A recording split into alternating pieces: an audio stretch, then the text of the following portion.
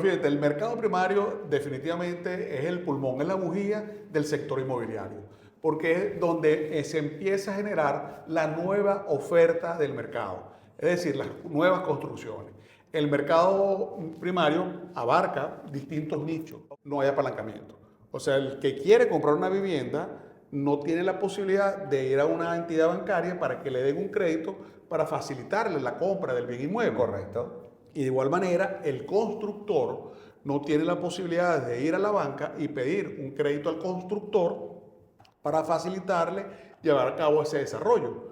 Entonces, es una pieza clave en el sector inmobiliario, porque el sector inmobiliario a nivel mundial se apalanca con los créditos. De hecho, es un tema de conversaciones entre las empresas inmobiliarias que dicen, wow, cada día está más difícil poder satisfacer los planteamientos de los potenciales compradores que te dicen, yo tengo $25,000, ¿qué me consigue? Claro. Y no hay viviendas Disponibles con ese monto. Correcto. Entonces, bueno, ya empezamos a ver que sí, como que empiezan las alarmas a decirte, wow, como que sí un momento oportuno para empezar a pensar que pudiéramos comenzar a construir proyectos en el mercado primario.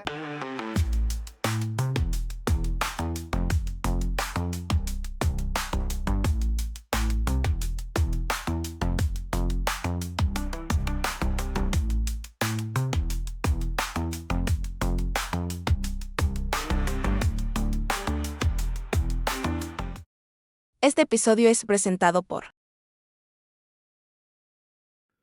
Bueno, bienvenidos a otro episodio más de Real Estate Project, el podcast. Y como nuestra sede para grabar es el Hotel Manantial, estamos hoy con Alberto Manosalva. Partner, gracias por aceptar la invitación. Pero no solo porque seamos en este caso aliados en el hotel, sino por una información súper relevante que tú nos vas a traer el día de hoy. Bienvenido, Alberto. Gracias, Vladimir. Bueno, un saludo a todos los que nos están viendo por las redes. Efectivamente, hoy vamos a hablar de un tema muy importante para el sector inmobiliario, que es el mercado primario. El mercado primario. Mira, yo creo que aquí vamos a empezar por lo básico, porque Real Estate Project se trata de educar, de dar mucho entrenamiento y capacitación a los asesores del 2025. Pero sabemos muy bien que hay ciertos asesores que están comenzando y de repente no conocieron o no vivieron esa burbuja que era el mercado primario. Vamos a explicarle entonces primero qué es el mercado primario y después hablamos de estos antecedentes que tenemos por ahí, ¿verdad? La historia de lo que sucedió. Claro que sí. Bueno, fíjate, el mercado primario definitivamente es el pulmón, es la bujía del sector inmobiliario, porque es donde se empieza a generar la nueva oferta del mercado, es decir, las nuevas construcciones. El mercado primario abarca distintos nichos. ¿Ok? Está el nicho residencial. Perfecto. Dentro del nicho residencial vas a conseguirte con viviendas de política habitacional, o vamos a llamarlas de interés social, ¿Ok? que son dirigidas a un sector de la población que tiene menos recursos y que requiere de un apalancamiento bancario para poder adquirir la vivienda. Ok. Luego tenemos el estrato medio, que es un estrato que tradicionalmente se ha apalancado con financiamiento, pero hemos tenido también momentos en los cuales a través de ciertas políticas de facilidades de compra han podido adquirir los inmuebles. Y luego tenemos el target alto, lo que es del lujo. Normalmente son operaciones sin apalancamiento, donde este comprador tiene la capacidad para él a poder hacer operaciones de contado o con cierta facilidad de pago directamente con el constructor. Perfecto. Luego tenemos otro nicho, que es el nicho comercial. Ok. Ahí la gama es mucho más amplia porque podemos llevarlo a lo que es el uso de oficinas corporativas, y tenemos en la parte comercial que es de locales comerciales. Ok.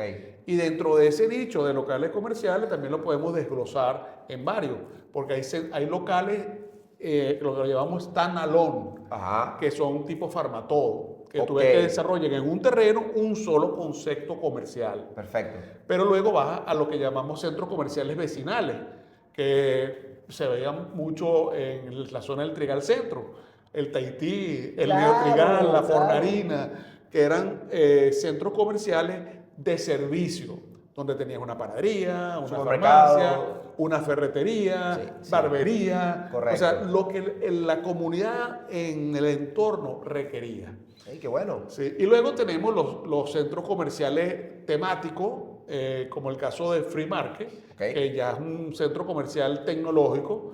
De hecho, cuando tú quieres comprar, reparar un celular, ¿en qué piensas? Free Market. Free Market. Entonces son centros comerciales temáticos. Ok. Y luego tenemos los centros comerciales ya de mayores dimensiones, como son los casos de Metrópolis o el Sambil, Ok. que esos fueron diseñados para atender a una comunidad ya incluso fuera del estado.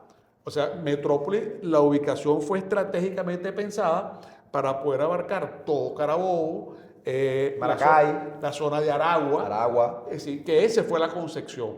Y ahí, bueno, ahí se requiere de unos estudios mucho más profundos.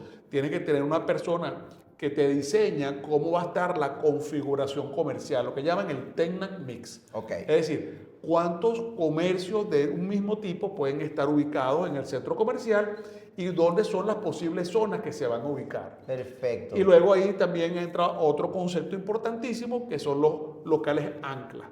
Todos estos grandes centros comerciales tienen en puntos estratégicos de entrada algunos locales ancla que son los que traen la El volumen. atención de los consumidores y ya como dice, ya que estoy aquí, déjame pasear y ver otras tiendas, ¿no? Entonces, eso es en el área comercial. Luego tiene también lo que es la parte de lo que genera la materia prima para los promotores inmobiliarios y constructores, que son los urbanizadores. Ok. Son los que adquieren un lote de terreno y ellos se encargan de desarrollar el concepto urbanístico. Es decir, agarran el terreno y dicen, bueno, por las características de este terreno, yo voy a dejar un porcentaje para viviendas unifamiliares, un porcentaje para viviendas multifamiliares, Ok. que estamos hablando unifamiliares de una casita, multifamiliares ya son edificios. Edificios, correcto. Un área comercial, una área de parque, un área deportiva, un área escolar. Entonces, con un arquitecto de la mano, que normalmente son arquitectos especializados en urbanismo, hacen toda la planificación urbana sobre ese lote de terreno. Todo ese desarrollo, como por ejemplo desarrollar todo el Trigalo, todo el viñedo. Claro, claro. El centro de Valencia también se desarrolló así. No, el centro de Valencia no, porque acuérdate que eso viene con un concepto colonial. Correcto. Más bien cuando salen del centro de Valencia, el caso de Valencia, los primeros ejemplos que vimos fueron las acacias, los sauces y el viñedo. Fueron Ajá. los tres primeros casos de conceptos urbanísticos, donde hubo un planificador que dijo, bueno, ¿cómo hago para darle un equilibrio de servicio a esta población? Ok. Eso más o menos, bueno, entrando un poco más profundo, ¿cómo funciona? Hay una planificación que se llama el PEDUL, Plan de Ordenamiento Urbanístico Local. Ok. Ese PEDUL se trabaja en función de todo el municipio y en función del municipio, él a cada lote de terreno le da unas variables. Él dice cuál es la densidad poblacional de un determinado lote de terreno. Ajá. Y también dice cuáles son los usos posibles. Él dice, bueno, este va a ser para uso residencial o para uso industrial. Ok. Entonces, si es un uso residencial y ya tienes la densidad poblacional conocida, el arquitecto agarra el plano y entonces empieza a distribuir esa población en parcelas de terreno. Ok. Entonces dice, por darte un ejemplo, dice, bueno, toda esta zona es de uso multifamiliar, de edificio. Y le da ya un uso específico y dice, bueno, esto es una zona de vivienda multifamiliar AR8.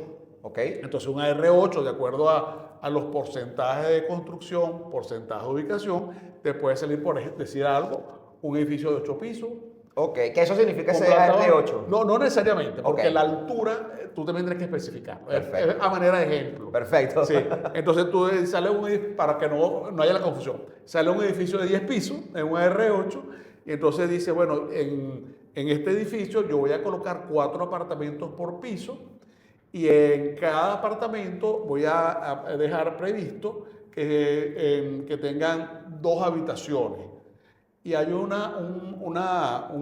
factor para el cálculo de densidades, Ok. que cada habitación ocupa 1.8 habitantes. Entonces, si tú tienes 2 habitaciones. 4 por 10 pisos, ya tienes 40 apartamentos y tienes 2 habitaciones, es decir, tienes 80 dormitorios y eso lo multiplicas por 1.6 y te da una población que ya ubicaste en el terreno. Y eso lo vas a descontar sobre toda la población que te permitía en el lote de terreno. Claro. Y ahí vas descontando. ¿Ok? Previo censo, incluso también me imagino de censar la población para saber dónde ubicarla o No. estaba expuesto. Esta planificación global del Ajá. municipio viene más bien en relación a los servicios posibles. Ok, ya O lo sea, entiendo. en función de la capacidad de acueducto, de cloacas y de electricidad, es que el planificador dice, bueno, mira, el municipio de Valencia no puede pasar vamos a decir, el de Naguaragua, que es más sencillo, de 220.000 habitantes. Ok. ¿Cómo los ubico? Ya hay una población existente. ¿Cuánto me quedan? Entonces, ¿dónde ubico esa población? Interesante. En función de los servicios. Por eso que llamamos planificación es una planificación nacional que después se va dividiendo por estado y después por municipio. Bueno, imagínate todo ese conocimiento que se tiene ahí y que, como tú dices, esta es la parte que alimenta al sector inmobiliario. Porque Correcto. una vez que se hacen todos estos desarrollos, entonces viene el asesor o los asesores inmobiliarios y comienzan a generar todas esas ventas. Claro, los pasos son así, bueno, no he terminado. Déjame terminar para que tener todos los nichos del promotor inmobiliario y mercado primario. Luego también tenemos el nicho industrial, Ajá, que clave. dentro de la zona industrial, que Carabobo es un referente a nivel nacional, tenemos 3 categorías, desde Z1 hasta Z3. Okay. Entonces el Z1 son galpones para almacenamiento y ya más con un fin como comercial. Okay. Pero ya el Z2 ya te permite un poquito más de desarrollo fabril y lo lleva el Z3 es las ensambladoras. Manufactura. O sea, ya, sí, ya de peso, ¿no? Okay. Entonces, bueno, también eso es parte de la planificación que hay que realizar y donde se han dedicado algunos promotores para el desarrollo inmobiliario. Perfecto. Y luego tiene la parte de segunda vivienda o turística, que también hay promotores que se dedican a la construcción de viviendas, pero recreacionales, como el caso en la playa, en las zonas de montaña, que es lo que llamamos también segunda vivienda. Okay. Y también se dedican a la construcción de hotelería o posadas. Ya. O sea, ese es el nicho completo de lo que es. No, esto es un paseo por toda la parte del mercado primario. Correcto. Y el que no sabía, bueno, ya entendió todo desde la parte de vivienda hasta el sector turismo, que desarrolla como última de lo que nombraste, hotelería. Es otro de los nichos, no, por supuesto, no es el más común, porque requiere de otras condiciones Claro. para poder incursionar, pero la mayoría de los promotores inmobiliarios al final lo que están buscando es construir y generar renta. Por Y supuesto. entonces, bueno, por supuesto la hotelería es uno de los claves para generar renta. Excelente. Ya que entendimos todo esto, entonces vamos a hablarle a los asesores de que hoy en día se habla de que sí, pero es que el mercado está contraído porque no hay créditos y por supuesto no hay construcciones, el mercado primario está parado y todo esto. Y bueno, y yo sé que ya tú y yo lo venimos hablando del tema de que, pero es que esto también sucedió hace un tiempo. Sí. Y hay una data que lo respalda y es una de las partes importantes de lo que queremos conversar el día de hoy. ¿Cómo le damos a entender a estos asesores inmobiliarios del 2025 de que mira, no porque no haya necesariamente una activación grande, porque ya está comenzando del mercado primario, es que está parado el mundo inmobiliario, no se puede vender, hay muy poca demanda, hay muy Sí. poca oferta, mejor dicho, ¿ok? Sí. ¿Cómo se manejaba eso antes, Alberto? Ok, creo que es importante hacer un break antes de entrar aquí para explicar un poquito situación actual. Perfecto. ¿Cuál es la situación que tenemos en este momento? Bueno, definitivamente ya tú lo mencionaste, no hay apalancamiento. O sea, el que quiere comprar una vivienda no tiene la posibilidad de ir a una entidad bancaria para que le den un crédito para facilitarle la compra del bien inmueble. Correcto. Y de igual manera, el constructor no tiene la posibilidad de ir a la banca y pedir un crédito al constructor para facilitarle llevar a cabo ese desarrollo. Entonces, es una pieza clave en el sector inmobiliario, porque el sector inmobiliario a nivel mundial se apalanca con los créditos, tanto para construir como para comprar. Correcto. Y eso es una clave para la dinámica del sector. Otra de los factores que también está incidiendo en el mercado inmobiliario es la merma en el poder adquisitivo de la población. Es una realidad de que el venezolano hoy en día no tiene la misma capacidad de compra que teníamos años anteriores. 20 años atrás, por lo menos. 10 años atrás, si no 10 muy años lejos. atrás. 10 años, si no tan lejos.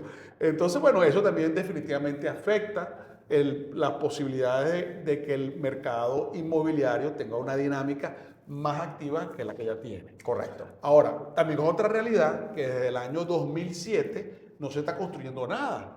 Entonces, lo que hay actualmente en el mercado inmobiliario en oferta son viviendas de reciclaje, viviendas ya que tienen una edad 17, considerable 18 años. y hasta más. Y hasta más. Quizá hay una más nueva, pero la mayoría tiene una edad sobre los 20 años, Sí. que bueno, que ya no es tan apetecible para algunas personas que están buscando algo más reciente, más nuevo.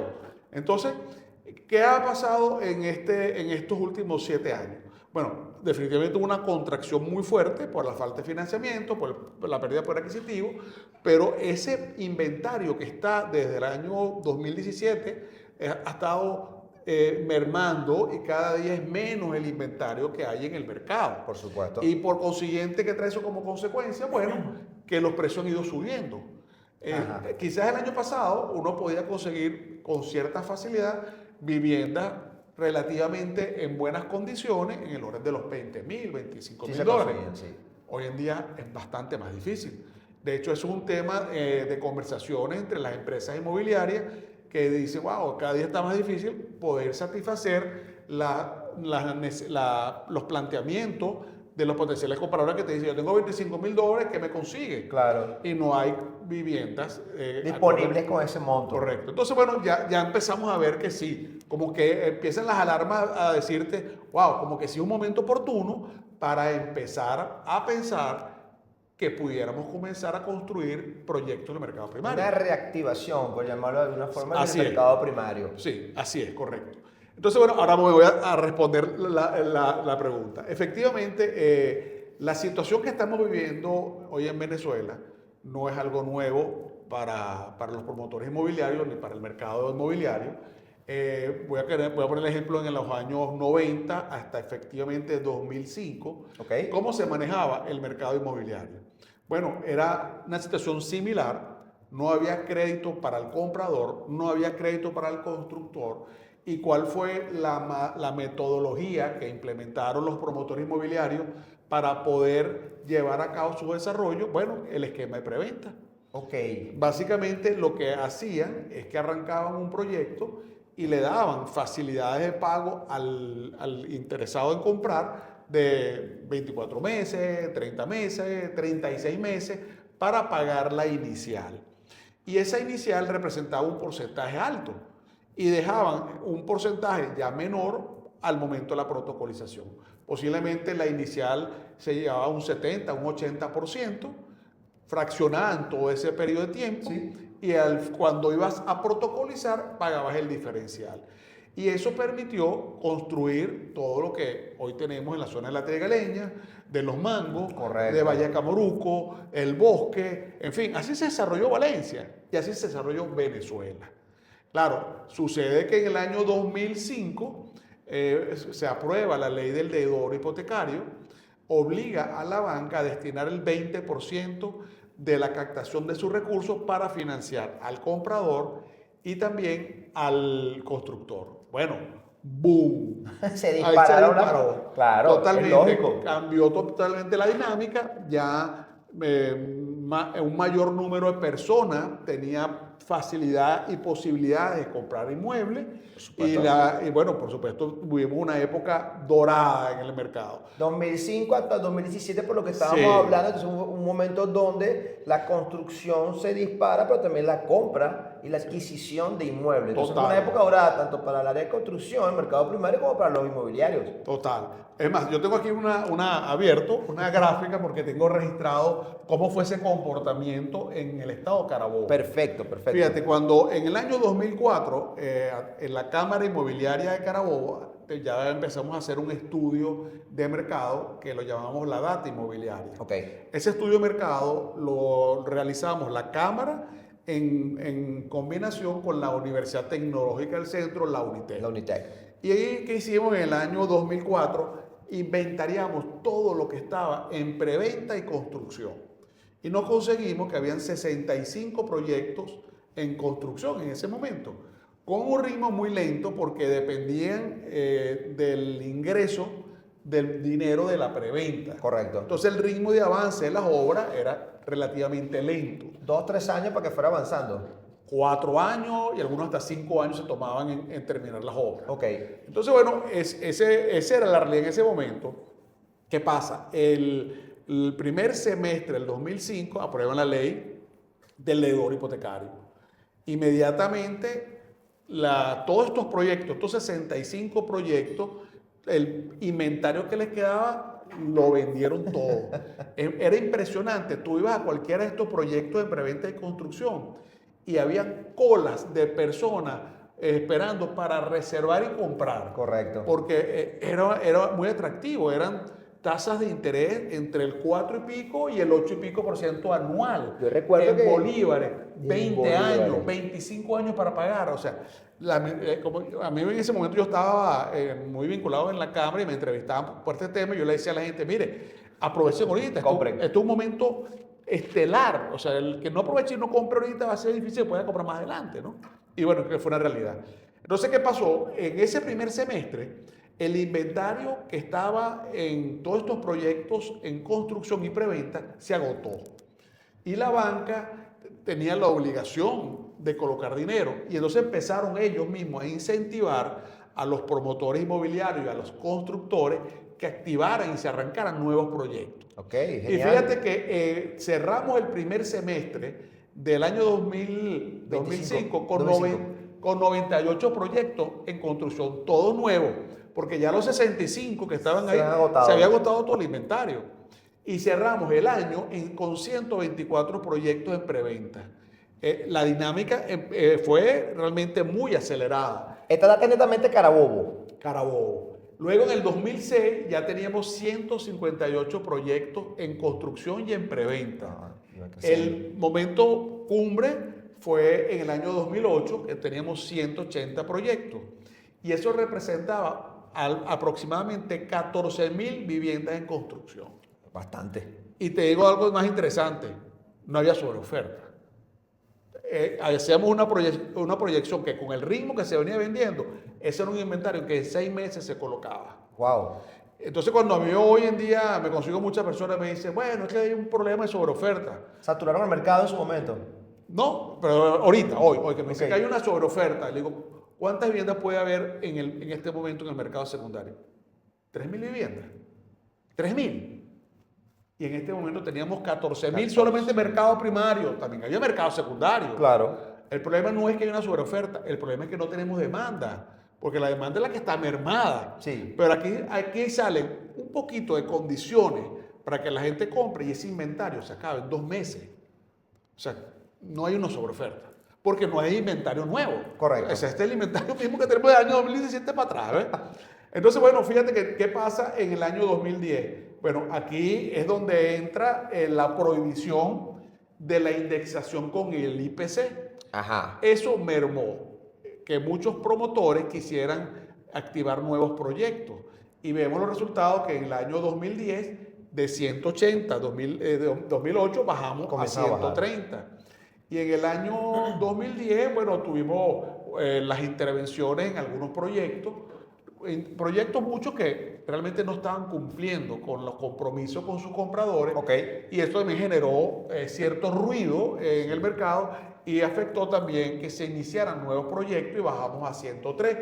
Y ahí se mantuvo a 93, al año 2015 ya estamos en 55, pero ya en el 2015 ya era difícil conseguir financiamiento para construir. Entonces empiezas a ver la merma, y fíjate que bajamos incluso a los resultados de 2004. Sí. Y en el año 2020 habían 13 proyectos solamente. Por debajo incluso de antes del 2004. Sí. Pero esto de 2020, cuando los investigamos, eran proyectos que habían arrancado en el año 2017. O sea, 2018 no arrancó nada, ni el 2019 ni 2020, sino esta era continuidad del 2017, que fueron los últimos créditos que se aprobaron. Ok, o sea que estamos hablando de todo este ritmo histórico donde se vieron, y aquí evidenciamos donde el mercado primario tuvo una alza con su cúspide en el 2008, y que así como, bueno, hasta el 99 no había, se trabajaba sin crédito, sin ningún apalancamiento. Los mismos, entonces, constructores comenzaron con la parte de la preventa. Sí. ¿Ok? Para tomar dinero y empezar a construir. 2005 aprueban, comienza entonces el alza. 2008 como cúspide, pero después vuelve a caer por diferentes factores que ya tú los has mencionado. Entonces, esto es algo que incluso podría llamarse que es hasta cíclico. Podríamos esperar entonces de repente una cresta nuevamente en los próximos meses, en los próximos años, que eso además va a ser súper relevante para todos los asesores inmobiliarios que deberían estarse preparando desde este instante para esperar esa curva ascendente que puede llegar en cualquier momento. Mira, Claudemiro, efectivamente he hecho algo muy, muy cierto, ¿no? O sea, entre los promotores inmobiliarios y constructores ya se está hablando sobre la necesidad de activarse. Incluso vemos algunos casos en la ciudad de Valencia y en Tucacas con éxito.